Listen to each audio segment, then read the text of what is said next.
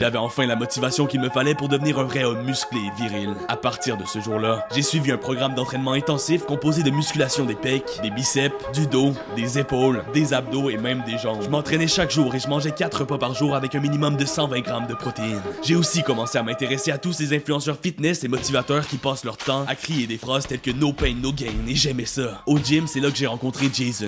C'était un gars qui s'entraînait depuis seulement un an. Puis check comment je suis rendu big, mon homme. Ah ouais, c'est fort.